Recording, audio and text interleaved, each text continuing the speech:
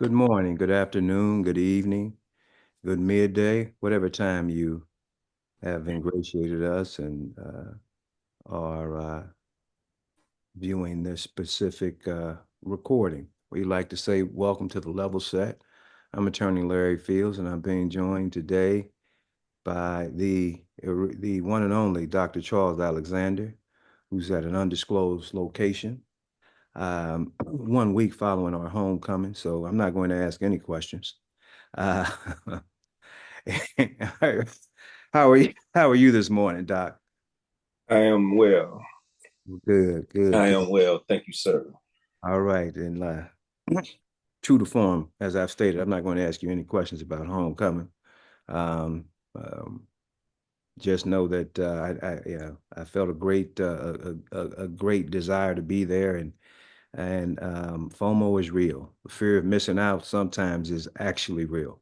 But anyway, we have some very important issues at bar today with respect to the election, and we had the federal ruling on the Breonna Taylor matter. Yes, one of the Breonna Taylor matters yesterday, um, as it relates to the federal prosecution of this reckless officer, which has now been solidified in black and white and proven and adjudicated. But we want to get directly into the election at this point. Um, oh, at this point, and want to take a look at some of these polls and get your feedback on them. So as it relates to, so I'll turn it over to you as it relates directly to some of the polls with respect to these highly contested pivotal swing states that neither candidate can afford to lose and get the required mandated number of votes required to ascend to the office of the President of the United States. So, Doc, what are your thoughts? At the moment, just kind of checking the ABC polls, which is that along with the Quinnipiac, or two of the are considered two of the more reliable polls, and and so in two of those important places, uh, Pennsylvania and Nevada, they have it even. Um, and overall, in the national poll, they have her up uh, by 248 to, well, a little less than 248 to 46.8. And with how close her numbers are, um, and what we're seeing with the early voter turnout, kind of across the board, I feel pretty encouraged because I think we have to consider, where she was coming from, where the party overall was coming from uh, before Biden, bowed out. I mean, he was getting smoked, and and so for her in August was it, or July, when did Right. this, July. in July, uh, for him finally to concede, step out, and then she stepped into that space and has, literally closed that gap. And in some places, not just close it, but as far as uh, surpass her opponent. I think I think that probably bodes well. And though we're seeing a surge in early voting on the other side as well, I tend to think that space, typically bodes well for us. And then you, you figure we're you have a lot of places where it's like probably like record turnout in terms of early voting. And then you also consider that we tend to do well in the the mail-in, excuse me. And so I'm uh, cautiously optimistic because in this place you can't never really tell, and so we gotta wait and see what we get. But um, looks like people are energized. And that is a critical element. People are energized. There's a lot on the line, and I know, over the last 10 years, every election that we've had has been the most important one. Most important one. But this one, the stakes of this election are unlike any that I've ever lived through. You have one candidate stating that they want to roll back the status quo to 1798. That's, with a very, very defined program.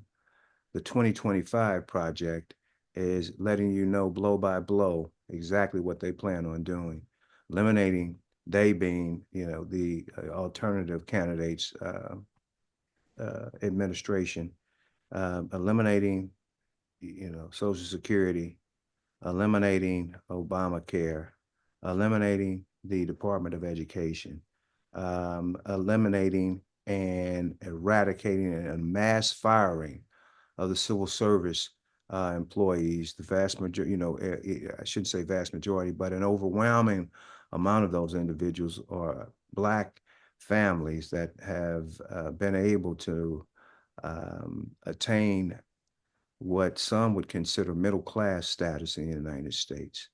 All of those jobs would be vacated and they would be filled with loyalists of this new administration. I mean, we're talking about a radical shift that would occur in the event that Vice President Harris is unsuccessful. One thing I can say about her, if she does not win, it won't be because she didn't put the work in. I shouldn't say one thing, but a number of things, because I don't have any criticism for her at all at this point. But that's for November the 7th. But she has out. I believe she's outworked this guy, and in terms of the individuals and the capacity to successfully occupy the position, I mean, it's just it's not even close. It tells you where we are based on the proximity that this guy has to her. Because if you were comparing apples to apples, he wouldn't even be in the contest. I mean, it makes absolutely no sense. It's absurd. But anytime race and sex is involved, and the sex being her gender, things are hard to predict. And there's a degree to which um, I think people overthink this. Well, it's kind of based on what you just said, that the degree to which I think people are overthinking this. Um, what's being proposed here is a really, really, really heavy lift. And so the United States has, um, for the second time, a woman as the leader of the Democratic ticket, and oddly enough, against the same dude, and and we saw how that looked, the first time, whereas her predecessor won the popular vote. Dude won the electoral college. But what we know by looking at the numbers is that um, that a majority, a significant, well, I'll say a significant number of people are not ready for female leadership. A significant and that significant number is also consists of a number of women. And so in this time around, we have a woman, and you know this woman, though she be of mixed heritage, clearly identifies and presents as Black. So, so she has, so you see that point of intersectionality, and how that complicates things, and for goods, whatever good can be, attached to her because of her relationship to the previous administration as the VP, that is very easy to hang on her some of the foibles of the previous administration more generally, and the current president more specifically. And so, but in spite of that, she's polling where she's polling, right? So I think, I mean, I think again, or I believe again, that is just worth noting, where we are, and what it means.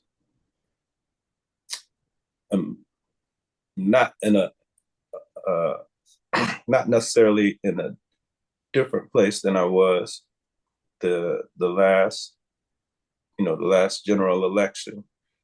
I think aspects of the call are different, right? So before, we were saying anybody but Trump, right? And and as I said before, I don't think that is a sustainable campaign strategy, right?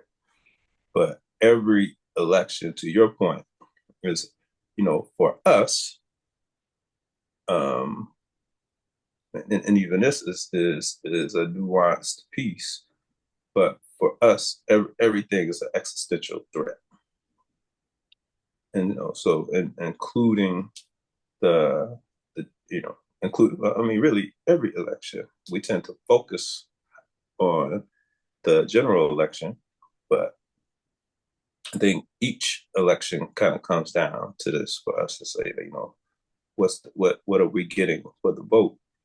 And because we're not always as critical as we need to be on what is actually going on at the local and state levels, and then ultimately the federal levels. Because like even at the federal level, we tend not to know what's going on. We just hyper focus on presidential politics, or at least electoral politics.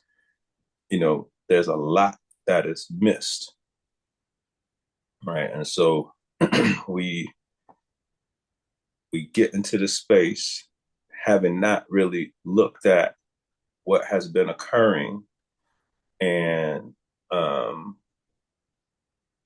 and and and we're still moving heavily on kind of the premise of being able to elect the first Black woman president, as opposed to some more substantive reasons as to why we can't vote for him. And so the Project 2025, excuse me, should be hit his individual record, and Project 25 should clearly indicate that he is a threat, right? And To he's not all. to all. He's not just an existential threat to us. He's a threat to all. I mean, what we know with that project is that it's just a codification of how they treat us anyway. That's correct. So that is just a manual for white supremacy and fascism otherwise. And so we have to be able to, kind of look at that strategically and then move. And so right now, so like if we look at where there's pushback on the campaign, um, you have many people and and I fit into this category also to a degree. We have many people who, because of the current administration's um, response to Gaza in particular, you know, are saying, we can't buy into that. But the fact of the matter is, and this is one of those spaces where it's clear that people don't necessarily know what they're looking at. This is U.S. policy with regard to Gaza and Israel. If Hamas does what Hamas does, and which is essentially to assert, its right to it, the Palestinians' right to exist as well, and responds to the what are we looking at 70 years of oppression during any other administration, it looks the same as what it looks now with the United States funding what it funds now, right? And so we have a segment of our population and segments of other populations who are saying, well, we can't support VP Harris for president because of the carnage and genocide that is occurring. And I understand where that sentiment comes from, but I've literally kind of spent a lot of time, contemplating this from a triage point of view. And so, not to be selfish or self centered, but our immediate threat is a domestic threat. We certainly need to ally with, um, you know, persons of color and the oppressed everywhere. I'm in that space firmly, which is how I take my initial position. But if this is the most, if this, as every other election, is the most important um, election of our lifetime, and this is, in fact, the existential threat, then our existential threat is domestic. And for us to be of any assistance to our international ally, we got to win this battle first, and then put pressure on the presidency and other requisite entities to make a change in that other space, right? But again, You see, that's that's where I'm saying we're not necessarily looking at the variables. We're kind of responding to um, we're not looking at all of the necessary variables. We're responding to certainly the obvious concerns, but we're not necessarily looking at it from a strategic point of view in terms of how we are able to maintain and sustain here. the I, it's been summated in layman's terms very, very well. It's complicated, yo. I mean, this is just not, I mean, this is not an academic question. This is a real world question. In the world of academia, you can have black and white fixed answers with minimal, fallout and consequences. Here, the consequences are very, very heavy. From a purely political standpoint, if I was going to back the Palestinians as opposed to being quiet, not backing their opponents, but as opposed to being quiet, politically, it serves you better to be quiet right now. Why do I say that? Because we lost a very, very fine congressional woman here in Cori Bush because the AIPAC individuals came after her for supporting Palestine. And as a politician, the individuals of the Palestinian interest group or whatnot did not make up the difference. I mean, I knocked on doors for Cori Bush. I should have been overwhelmed by individuals that supported the Palestinians' cause. I didn't see it. Same thing happened to John Bowman. That happened to John Bowman in New York. So politically speaking, it's almost better, and to wait until you can get back your position to go ahead and then advocate it, because the Palestinians are making a lot of noise in the absence of support, but they're not, for those that are supporting them, they're not. I don't see it. Maybe they have been, but I don't see it. And I know we lost two very, very fine congressional representatives that will not be replaced with the same level of commitment to their communities. Yeah, and I'm not suggesting that anybody, not continue, not remain allied. I am saying that it has to be a sequential type of peace. That if we lose here, well, the war is going to continue regardless of whether we win here or lose here. So if we lose here, um, my guess would be that it gets worse for Palestine. If we win here, I think worst case scenario is that it stays the same for Palestine, but it stabilizes us.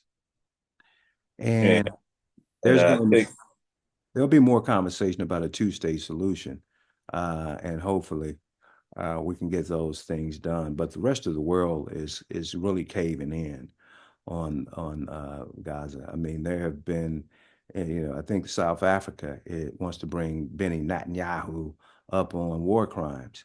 yeah, and that has been the ongoing piece. And so, And but like when you referenced Project 2025, so like you can go back and you can look at the numbers and like what did it look like for Black folks in the main under Trump. And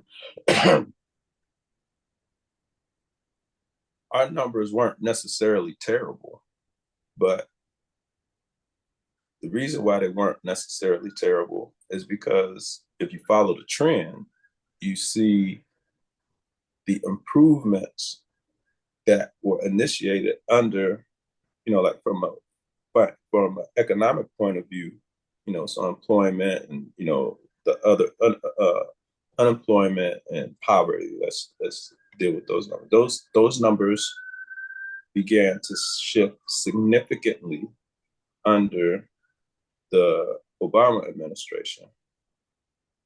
Trump through Trump up until the pandemic was literally just riding, those trends. The numbers that we saw, during the early, the first half or what have you of his presidency were not due to His any policies. any of his policy. They were the continuation of the Obama administration piece, and then we see everything go to hell with the pandemic, and then we see his response to the pandemic, and his response was not favorable to us or any other persons of color. Um, and then the Biden administration comes in and doesn't just get stuff back to where it was at the point, at that in those months, let's say February of 20, he doesn't just get it and reset it back to that point. He's taking it lower, you know, black unemployment, poverty, those things, those numbers, sit at lower points now than they did, prior to the pandemic. And so, so for those folks who would say, that, who would even just cite what I cited, that it really wasn't that bad under Trump. I mean, they, those who want to say that could probably justify that.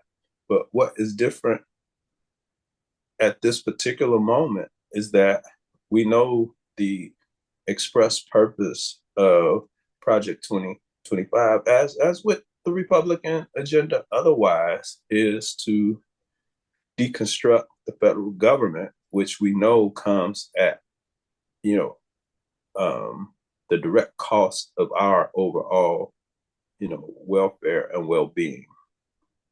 No question about it. And this notion that and skepticism of women leaders is something that's been sort of baked into our culture in the civil rights movement. We've got to erode that because what has been done is we have attempted to silence the contributions of our women in too many instances. I mean, last night I read over a section, ironically, of just the a number of women, starting with Mary Church Terrell out of Black AF history. Starting with Mary Church Terrell, who co-founded, and Ida Gibbs, who co-founded the first YWCA for Black women and launched an anti-lynching campaign, and the prolific writer, on to Mary Ellen Pleasant, which was an undercover billionaire back in, the early 1900s. Goes back as far as 18 in the 1800s, and an abolitionist who paid for the freedom of countless Black folks. Then Callie Guy House, who was an individual, one of the first individuals to seek reparations for Black folks, and was successful in doing it through the congressional body, after Reconstruction. I don't have to say much about Ella Baker because she, her contributions have been somewhat well documented. But my point is that, we can ill afford to attempt to model the way our community is after this patriarchy that we live in, because that's not our existence.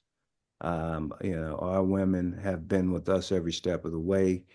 Not perfect. If you're in a relationship, in the words of Chris Rock, you're not married. You don't love anybody. If at some point you tried to figure out how I can poison this individual and get away with it, but we're not talking about that. I mean, in terms of individuals that have worked together, we know better. And one problem that I see is that some men think that there is a scarcity in power. And so if the woman has it, I can't have it. That's not true. That's not true.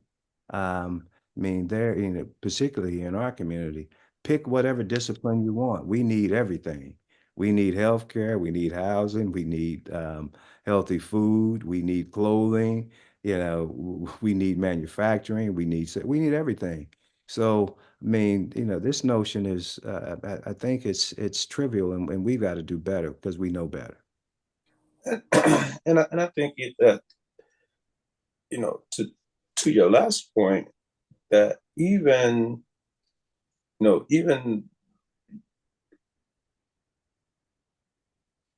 once you account for like disparities in particular industries, um, there may be more women in a particular space, but Black men are still more likely to have the higher, the roles of leadership. Hmm. And so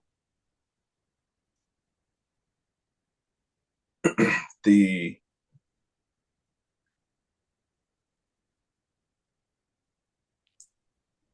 the patriarchy, still wins, right? And so, um, and so I think we have to take again a more critical look at that. But I just don't think that this is the time for us to be trying to figure all of that out. I think we gotta, the imminent threat right now is the actual presidency, and that again, this isn't because it's Trump necessarily for me. This is because the empire is striking back, and so we have to look at this as an ongoing assault, you know, against an ongoing battle, our ongoing battle. This is a battle in our ongoing war against white supremacy, in which, you know, Trump is just the figurehead. And I think that too is a problem that we have, and how we look at this whole thing is that we keep thinking, we say to ourselves stuff like he emboldened them. Them folks didn't need to be emboldened. They've been treating us the way they treat us since they've been treating us. And so that he has just decided to step into that space for his own selfish reasons. And in so doing, um, he certainly has motivated some that had checked out of the process, but I don't think he emboldened. He didn't embolden. Um, he didn't cause people to commit, some significantly higher number of hate crimes than what were already existing. He didn't cause, white folks to, recruit and um, retain across industries any differently than what they were already doing. Those things exist. That's our constant battle. And so one of our failures is that we've pretty consistently felt like we've gotten to a point where we can relax. So like we fight, we secure the hill, and then we give up that hill. And that has been that's kind of been our pattern. And so what's at stake? Like we really can't afford the continual dismantling of the federal government, because that has kind of been our linchpin. And so that has been their strategy for, that strategy precedes him, and now it is, um, it is a clearly expressed intention and an ideal. And so that's what we're kind of up against now, and we have to meet that need now, address that need now, and other things are kind of secondary. Otherwise, it becomes bad for us as well as it becomes worse for us and worse for our allies. No question about it. He is the figurehead of that movement. And one thing about him, his team knows how to extract emotion out of out of his base. Um, I mean, but it's easy. All you had to do is say, you know, it's easy to fear monger. All you got to do is say they're coming for us. yep. And so, and again, that's not a new that this is the this is the This this is is just the regurgitated. We yes, gave it to yes, the yes, yes, Nazis. yes, We yes. taught the Nazis. Now they're borrowing from the Nazis, which is interesting. You want to call him a Nazi, you need to just call him call him what he is. He's post, Civil War, actually a Civil War American. I mean, a white American. That's what you did. You know, So so yeah, so to that point. So you have so I was listening to some labor numbers yesterday or the day before, and they were talking about well, first of all, we have to look at the general shifts in labor and in the labor movement, and we discussed this previously. Um, the labor movement now is decidedly in public spaces, public education, government otherwise, as opposed to at its heights, it was really about manufacturing. And now that has decreased significantly. And so that labor representation is in um, these more public facing spaces. And you have, the overwhelming majority of um, white folks in labor who are aligned with a president who's uh, putting forth policy that's going to further weaken labor, right? And so again, this ain't new.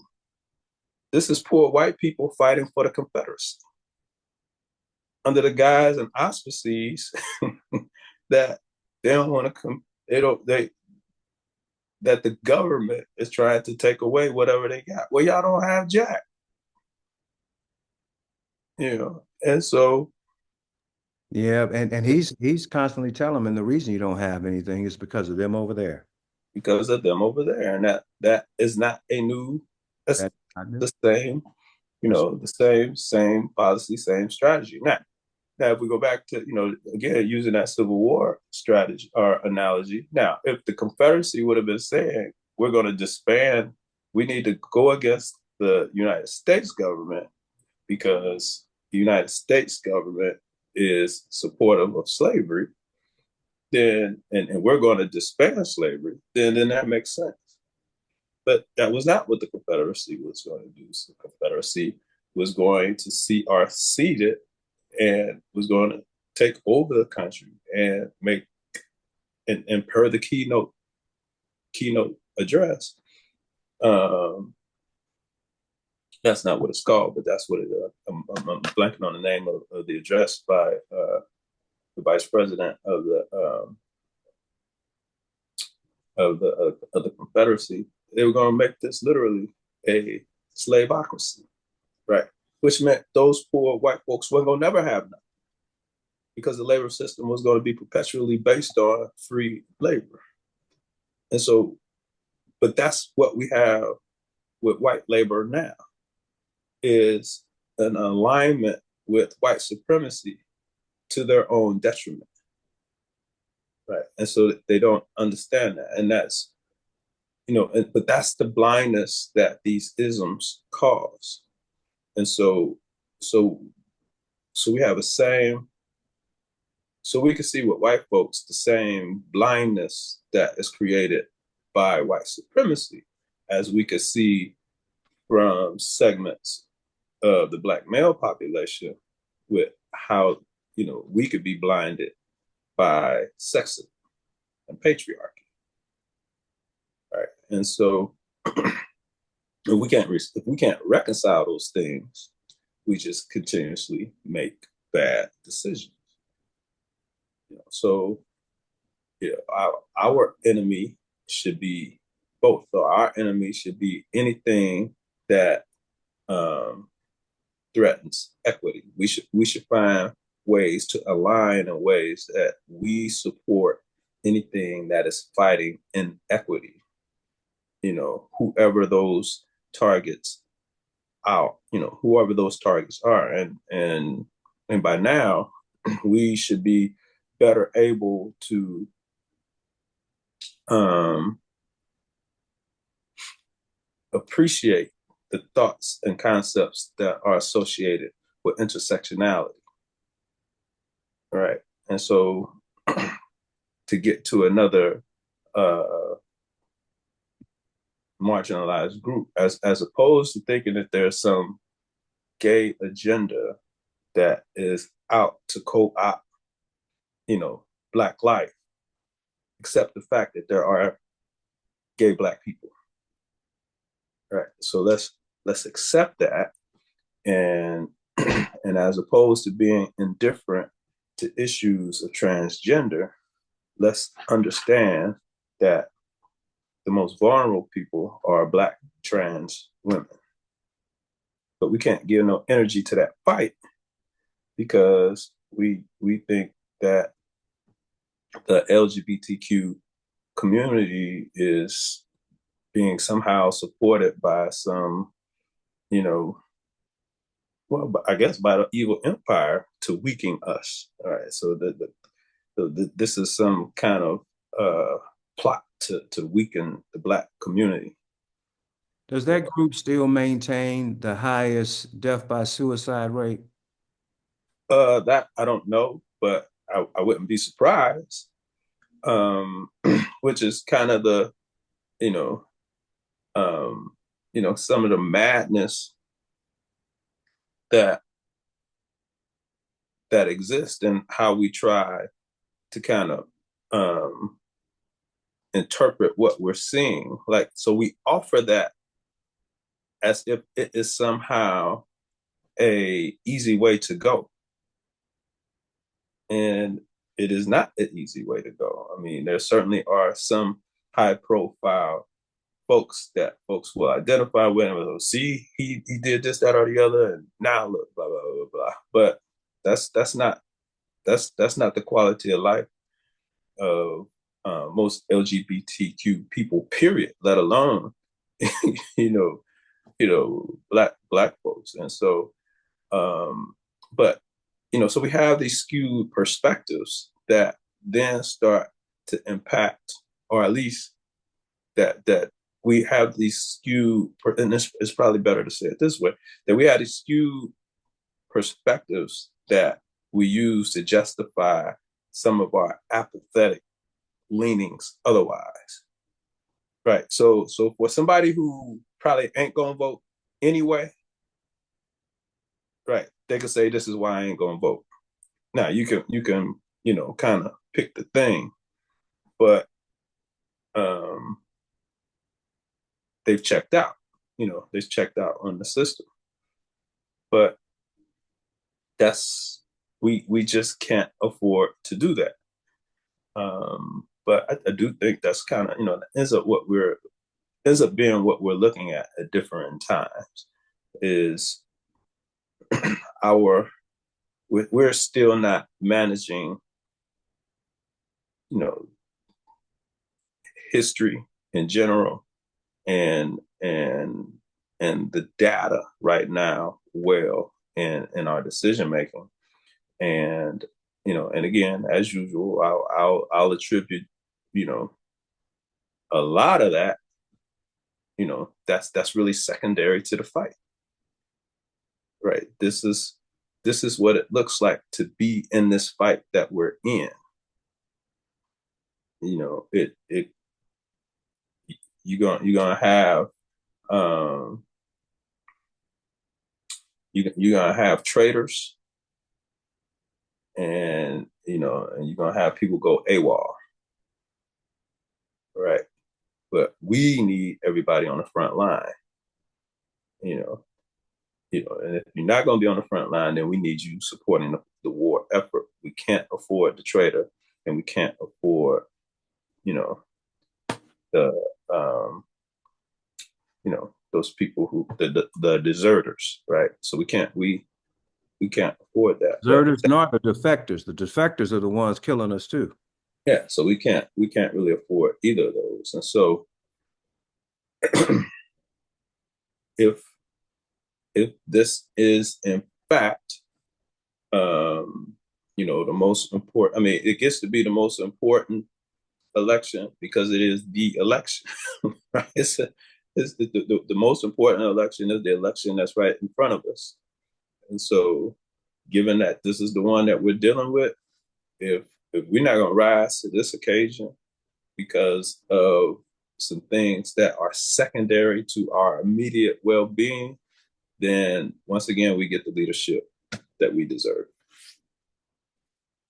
And the fate that we deserve, because with leadership is going to come a very different fate um, for a number of individuals. Or at least it's going to just look different, right? Because again, so I mean, I think the linchpin in the whole thing is, to you know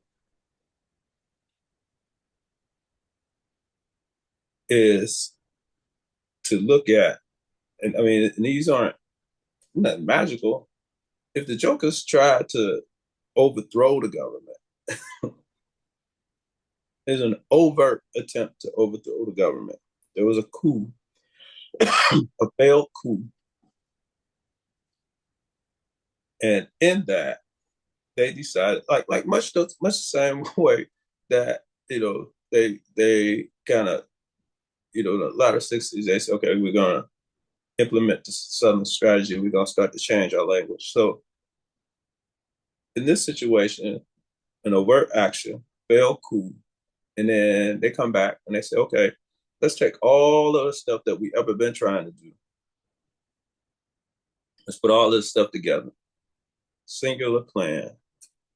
Let's let's get let's get this governmental power in through a constitutional vehicle, i.e. the vote, and then dismantle the system so that we are no longer, at risk, at threat. I mean, that's what's going on here, and that's what we're up against. X number of us will survive that, but a significant number of us won't. Right? But we're not really looking at it like that. But That's that's the what we're up. reality. Yeah, that's the reality. And so, as imperfect as the United States government is, and as problematic as it has been, it is a space where we've been able to see some relative gain and, like market penetration, right? That, we've been able to kind of get to where we're trying to get to. And that, that we have to, we gotta, we have to embrace that thought and understand it, understand things from that perspective. Yeah, I think that's the only perspective we could use at this point. Well, many of you all listening to this have an opportunity to vote today. If you're listening to this prior to uh, November the 6th, and because there's early voting everywhere, and we encourage you to bank the vote. And the individuals in Georgia, I think we mentioned, have voted in record numbers by Thursday of this week. Over 50% of the eligible voters in Georgia had voted. That's phenomenal. Now, we've heard word that the uh, Trump cotillion is sending robocalls to their contributors stating that if you don't vote early, they're going to take the Democrats are trying to take the vote away from you by Tuesday. So get out in mass. So that once again, the scare tactics that we spoke of, Yeah, the fear monger. fear mongering, are at work again. But many of that, is a direct result of the enthusiasm of the vice president and her campaign, whom I have to echo the sentiments of Mike Jones in his absence. She's run a perfect campaign. She's just, I mean, since July, everything she's done has been perfect.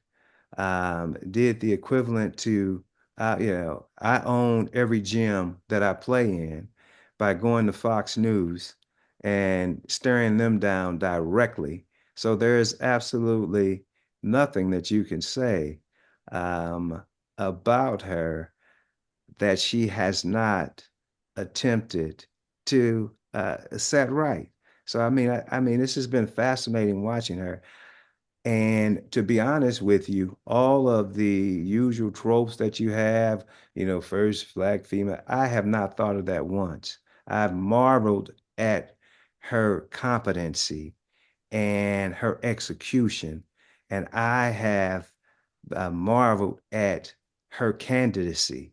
None of the immutable characteristics that she espouses have played any role in, well, not after the initial, I guess, excitement, but she has just been a phenomenal candidate. And look, keep in mind, and I'm going to add this, the next president of the United States is more than likely going to choose 3 Supreme Court justices.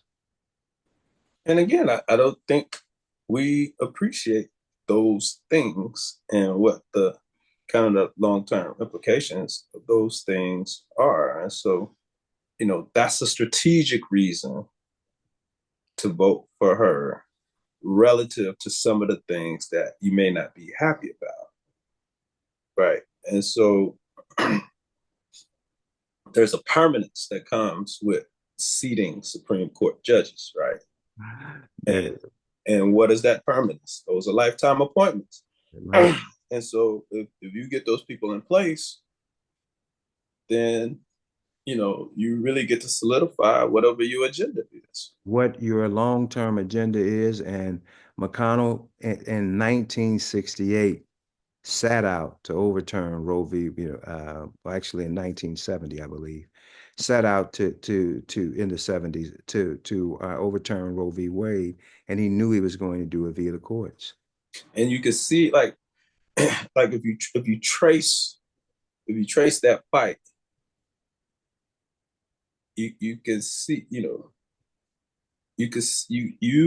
have to at some point be able to appreciate the Republican Party's ability to stay on message.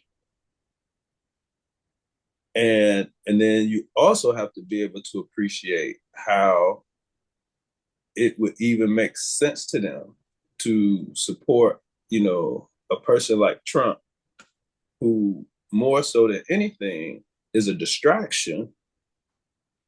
And, he's a dangerous distraction that then allows them to stay on point otherwise and get done what they need to get done, along the way, and then have plausible deniability. He's a dangerous distraction that does not know what he doesn't know, and he is easily manipulated. And so, And then he easily manipulates, right? And so they have like this perfect kind of strategy. And so, however long it took them to get to it, I'm sure. So essentially, I just had to think differently about that. Trump is the foreign dictator that the United States always creates. that's correct. And so That is that's correct. that's what we're looking at. And so The Manchurian candidate. and so this is it is so this is what we've grown accustomed to seeing. The United States foreign policy dictates that they overthrow a government, either what they perceive, usually what they perceive or that they sell as some kind of, socialists or Democracy. communists, and really what they end up being are democratically elected governments. They claim that they're socialists or communist governments. They go in and they overthrow them. They put in a pawn person, such as this guy in the Ukraine. They went in and they overthrew a democratically elected government, put this guy in Ukraine, told him to fight a war that he can't win, and continue to waste a lot of money there too. That is another reason why I think we shouldn't like Joe Biden, and why there's pushback on VP Harris, is because her proximity to that space and her allegiance to that space, which I get it. I know why she is who she is, and all of that, but that's what kind of comes with this.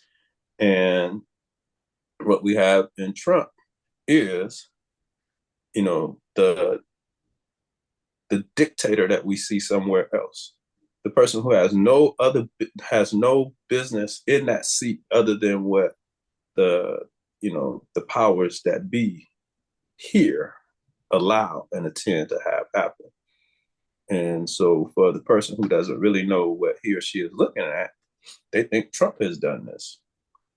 But it's really the folks, it's that invisible hand that kind of creates what that invisible hand does. And then, again, has plausible deniability. Absolutely. And that's where we are. Let's turn our attention to a local matter now.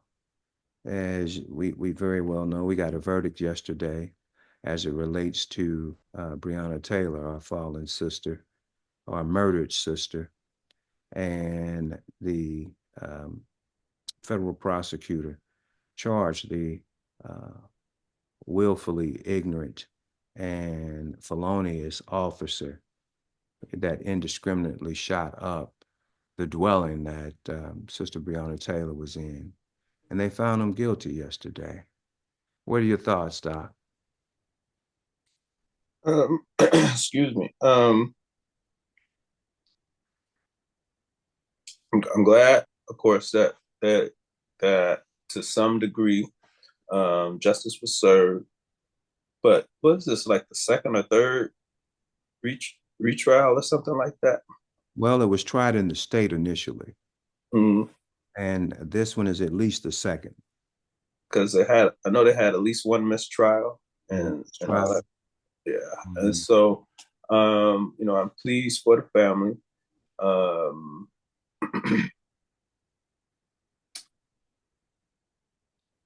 And my cynicism, I don't believe that that this results in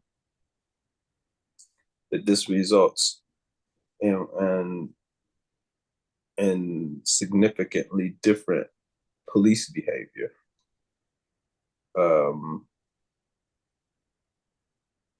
I think that continues to look the same, kind of regardless. I'm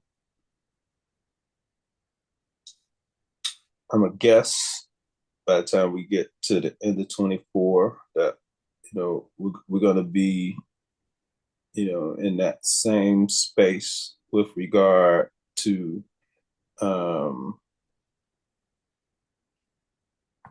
these shooting deaths as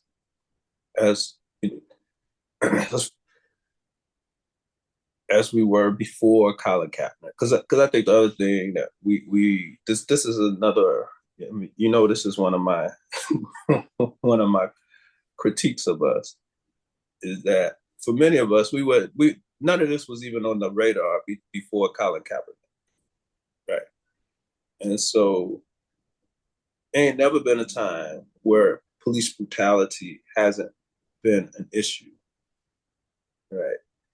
And so, and again, the Southern police in particular are really vestiges of slave patrols, and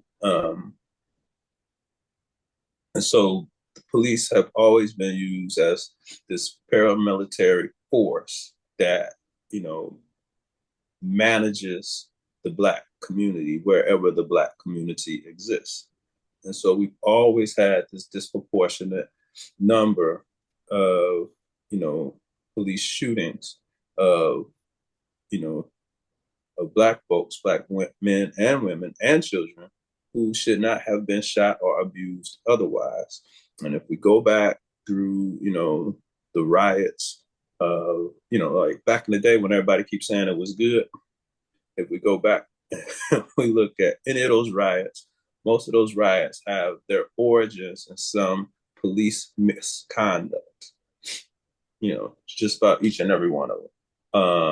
And and with that in mind, we have to add that we have to be more intentional even about our use of riot. Really, what they are uprisings in response to state-sanctioned violence and injustice. But that stuff hasn't changed since Negroes went back to watching football, right? And so so when we see this, we have to know that people have been getting killed since Breonna, right?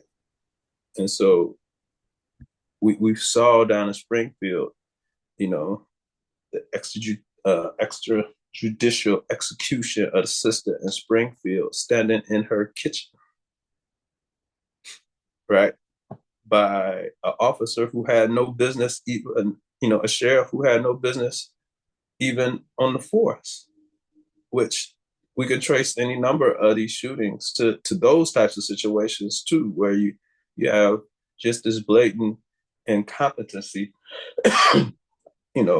by the police or the sheriff's department because of the people that they have on the force, because of what accrues to white men and, this white supremacist patriarchy. And so they will hire any white man to police Black folks. And because they do so, we get shot up. Now, go back just real quickly to that disproportionate word that I use. Facts of the matter are that white folks get shot more than we do. We just get shot at a disproportionate rate, relative to our number in the population. But police, and this is where there's actually room to fight the battle. But this is again another example of where white supremacy wins. Blue Lives Matter is a racist trope.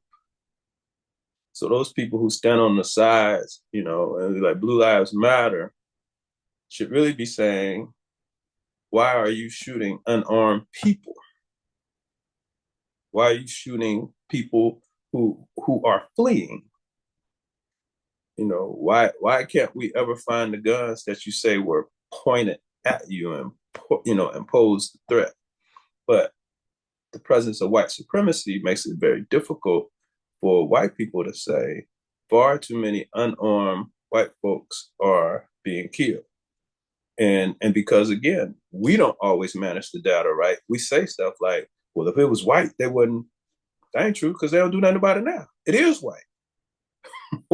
More white people are getting smoked by the police than Black folks. A, it's not publicized. And B, the issue is not that neither one of us is getting done. We're both getting shot. We're getting shot at a higher, at a disproportionate rate. And so back to the original question, again, some measure of justice will be served. I just don't think it's a deterrent because there is no, I don't know that there is a deterrent for white supremacy. I think we just have to get better at fighting it. We got to get better at recognizing it. We certainly have to count our victories, and I count this as a victory. But I think we have to understand that these victories are just that. These are small battles, in a larger war and um, and if we stick to it, we could certainly be successful in bringing any particular extremists to justice. But it's a horde of them,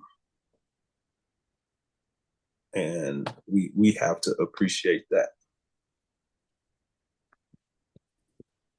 We have to appreciate that, and we've got to stay vigilant. There is no destination. This is an ongoing fight, and we, you know, continue to want to assume that a couple things occur. We assume that we'll be fully assimilated into this culture, and our rights will be fought for when the masses' rights are fought for. And I just don't see that being the case. Maybe I'm wrong, but I just don't Well, see it. I mean, and again, like in this case, is we we're there's a degree to which we're easily distracted, right? So I'm just looking at some numbers that were in Statistica, right? So when Colin Colin, said what he said,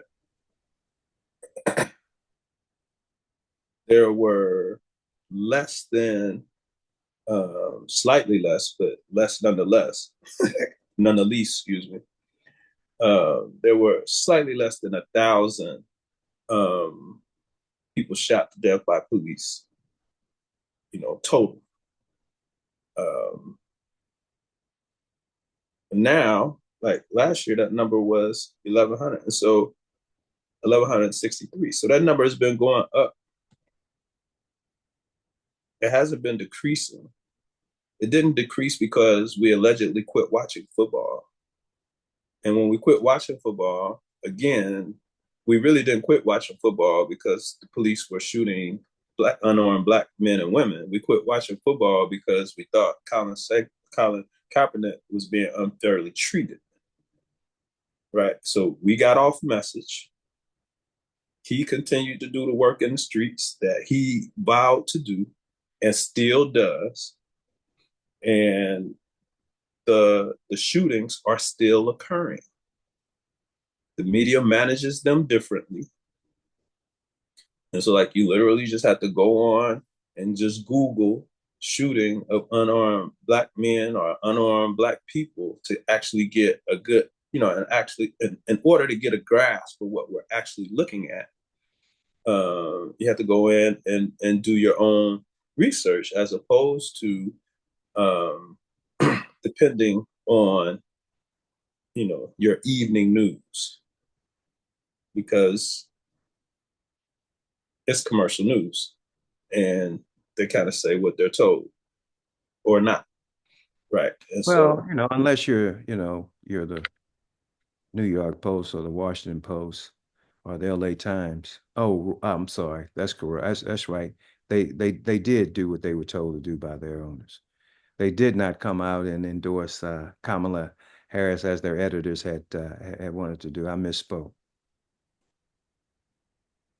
and so this stuff is occurring, and we just got to be mindful of it. But again, it fits into the larger, you know, that fits into the larger circumstance of white supremacy, and this is what the fight all this is always our fight. Let me get that out.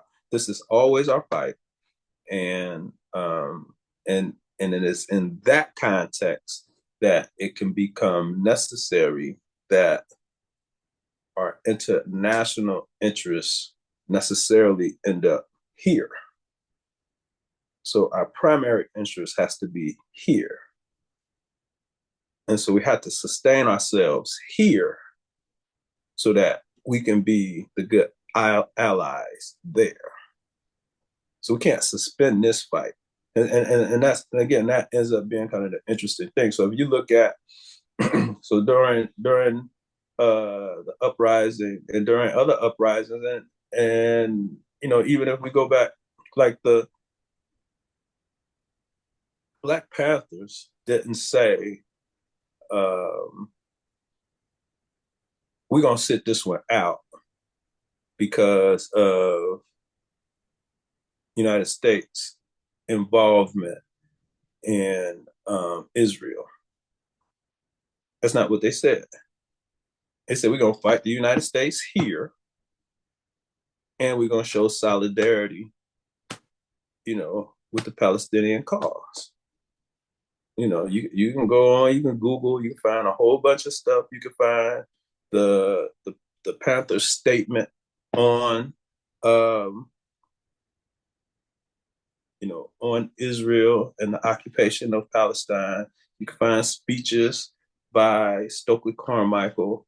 All of this while they're fighting what they're fighting, right?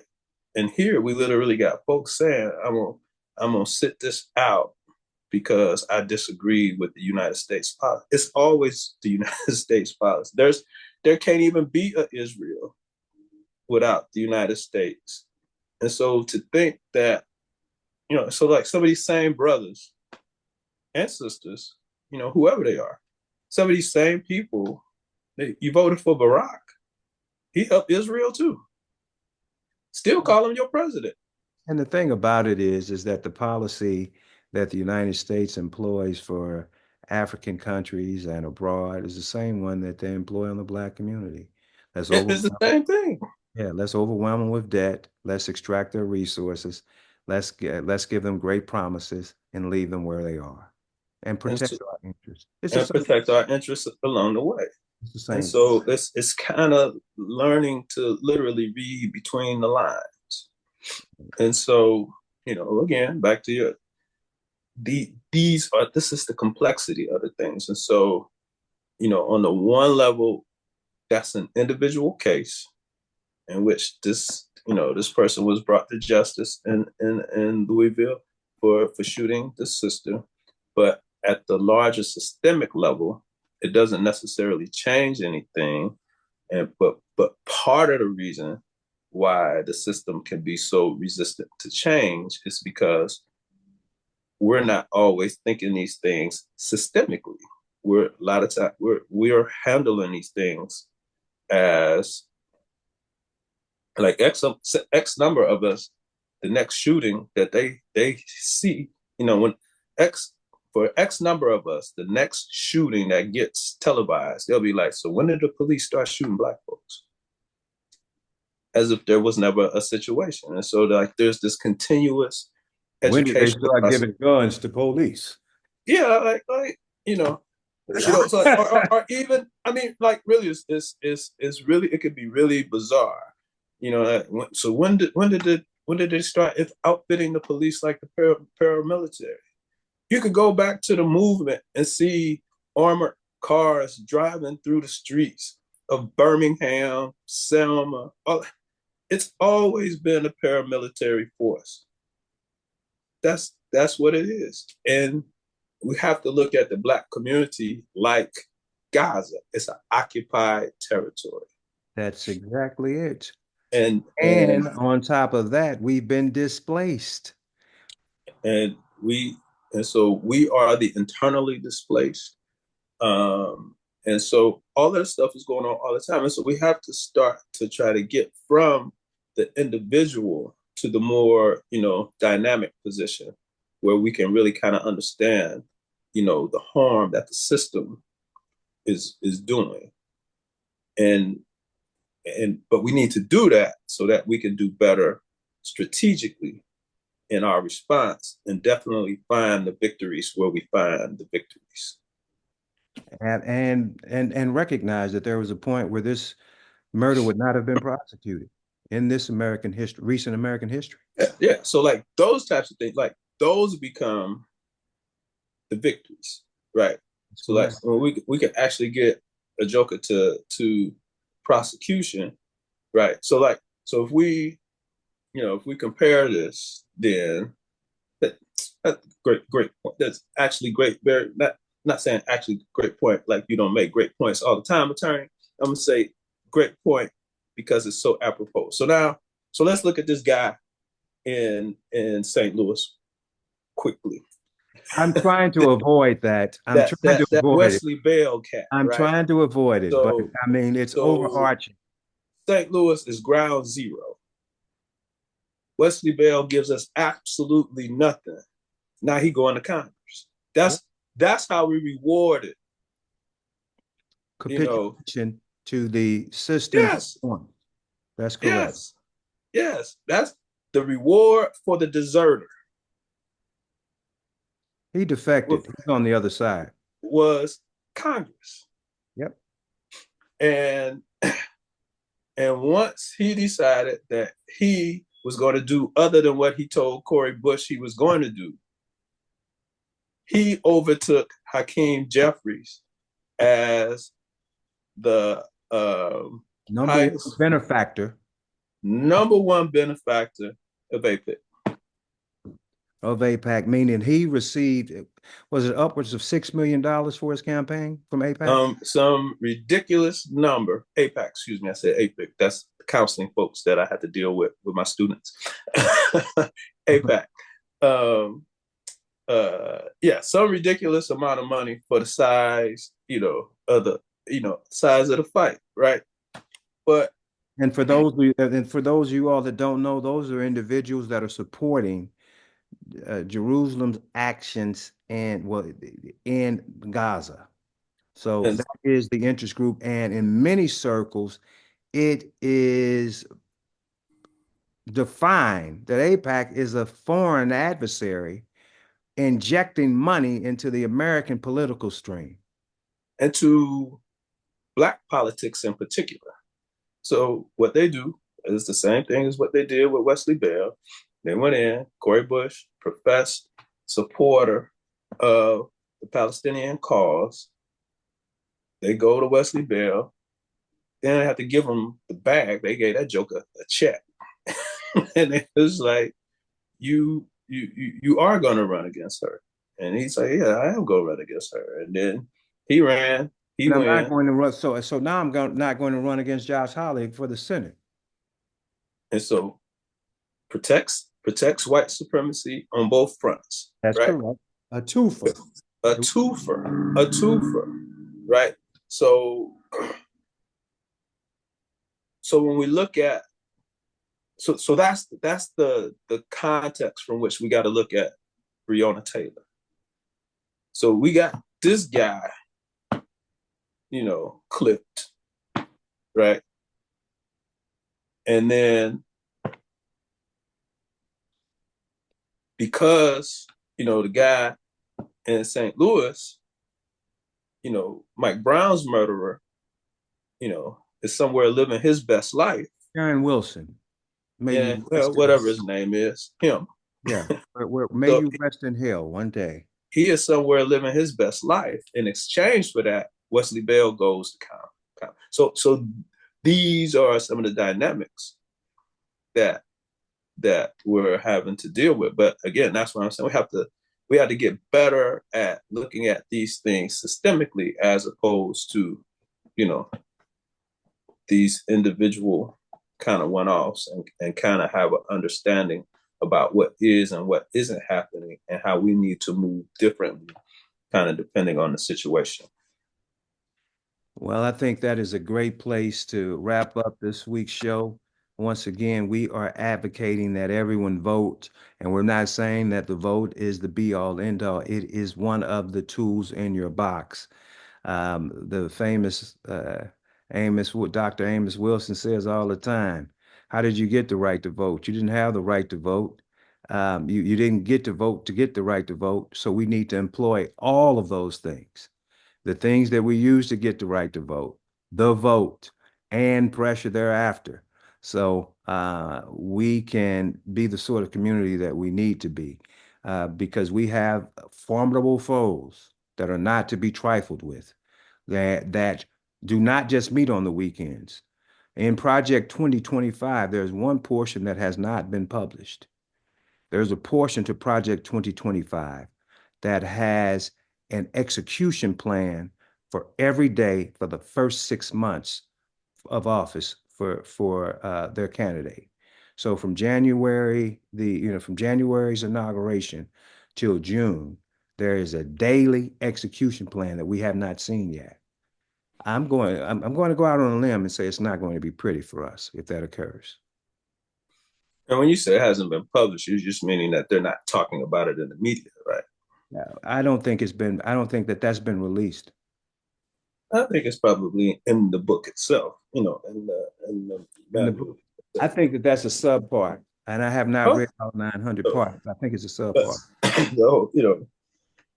but my thing about the whole that whole thing is that it's codified. They got their playbook, Say that again. and So so they will not make the mistakes of the first term. correct. So they have their playbook. Um, we literally, I mean, this is us. Like we literally waiting on the Hail Mary. This was an audible. We call it audible at the line, and and we keep getting first downs, and now we're in the red zone, and so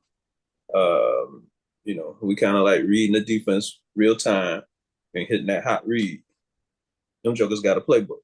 They've got a full-blown playbook, full blown. So let's get out and vote, and let's go ahead and execute thereafter, um, with a administration, with an administration, either or. No, the day after the election, we're going to be pressing someone, whatever administration wins. But the chances of us getting what we want from our ops in this specific time, and I'm calling Trump an op because he has shown that his execution is antithetical to my well-being as a human being. And I'm not even going to get into the climate and so forth, but that's where we are. So, Doc, closing statements. Yeah, I mean, if you haven't voted, get out and vote. If you have voted, encourage somebody else to vote. What is the most important or most effective thing and voter turnout is not the little crazy ads. It's not it's not the scores of unreliable polling. It's not really even the phone calls. It's that personal contact. It's you actually asking somebody, did you vote? Are you going to vote?